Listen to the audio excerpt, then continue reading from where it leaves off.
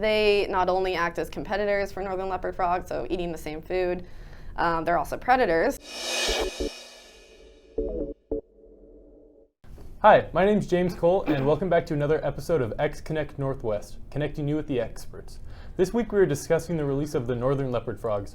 I am joined by Emily Grabowski, a Northern Leopard Frog biologist.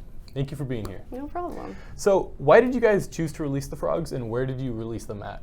Yeah, so we started this program because northern leopard frogs are listed as endangered in the state of Washington.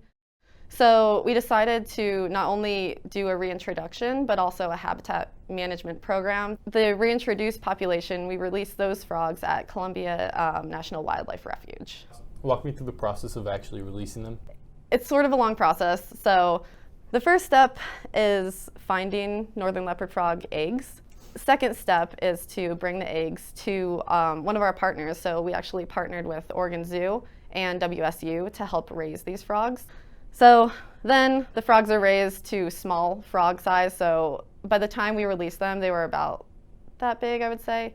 When we released them, we actually released them into what we call soft release enclosures. And this just allows them to be semi-protected from predators or whatever, so they can get used to their environment, get used to like the general climate of the release site. Is there a foreseeable end to the project, or? Well, hopefully not, honestly, because it does take quite a while to establish new populations. Our current grant is good until, I believe it's spring 2021.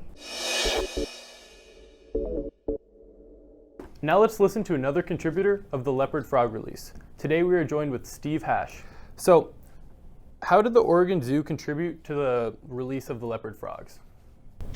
Well, our part of the whole project was on the husbandry side. So Washington Department of Fish and Wildlife, they brought us the eggs, and then it was our job to turn those eggs into frogs. Okay, and what was unique about the actual frogs? So northern leopard frogs, they're found obviously near you guys, right? But they're being displaced by the introduction of American bullfrogs that are from the east, and we try to mitigate the American bullfrog population and then augment the northern leopard frog population. And why is it important that we try to preserve these endangered species like these frogs in particular?